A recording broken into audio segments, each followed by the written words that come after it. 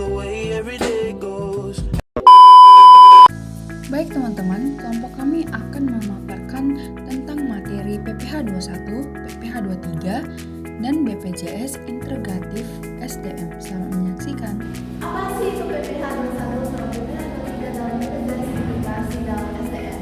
Pertama, kita perlu mengetahui PPH 21 itu adalah pajak penghasilan atau bisa dibilang semua pajak yang dikenakan terhadap pendapatan yang diterima oleh wajib pajak orang pribadi dalam bentuk seperti gaji, upah, honorarium, dan tunjangan. Selanjutnya adalah perlu diketahui pengertian PPH 23 itu adalah pajak yang dipotong atas penghasilan dari modal, jasa, atau hadiah yang dipotong saat pembayaran dilakukan oleh badan pemerintah atau swasta. Baik, selanjutnya ada kaitan PPH 21 dengan BPJS dalam menghitung penghasilan hak pajak untuk PPH 21 dan pengurangan yang diperbolehkan, yaitu pertama itu iuran jaminan sosial, tenaga kerja dan kesehatan BPJS Ketenagakerjaan dan BPJS Kesehatan yang dibayar oleh pegawai. Lalu ada kaitan PPH 23 dengan BPJS. Umumnya tidak ada keterkaitan langsung antara PPH 23 dengan BPJS karena PPH 23 berlaku untuk jasa, realita dan lain-lain yang bukan hubungan kerja tetap atau non pegawai.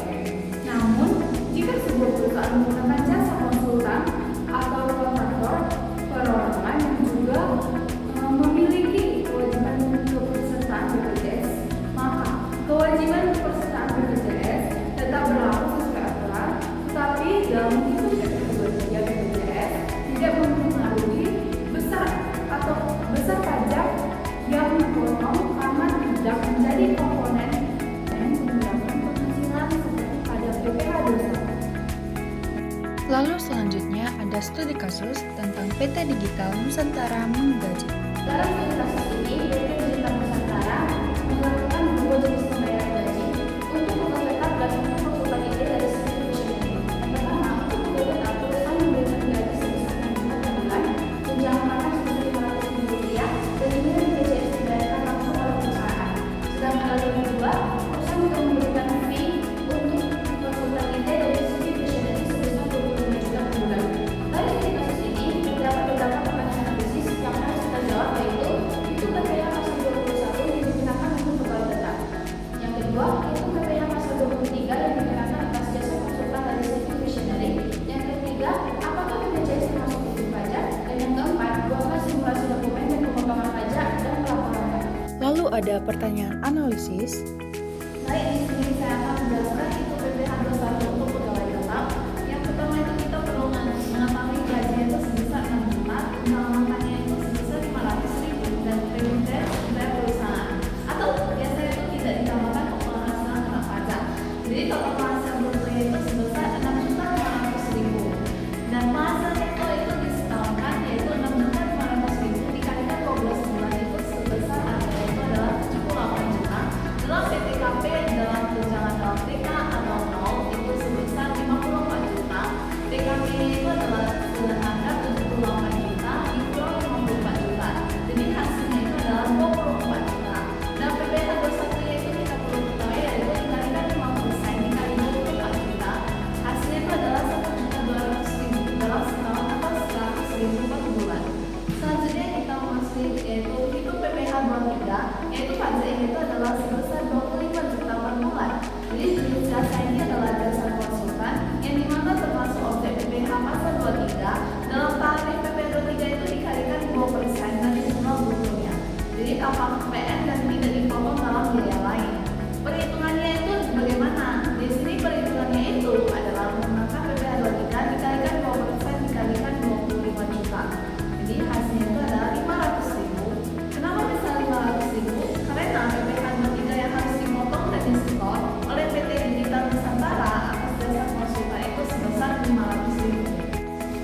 Nah, jadi sini saya akan menjelaskan mengenai BPJS apakah termasuk di dalam BPJS. Namun sebelum itu saya akan menjelaskan terlebih dahulu apakah itu BPJS. Jadi BPJS itu adalah disebut juga sebagai Badan Penyelenggara Jaminan Sosial, yaitu merupakan suatu tidak termasuk di dalam objek pajak penghasilan karena baik bagi pemerintah kerja maupun karyawan semuanya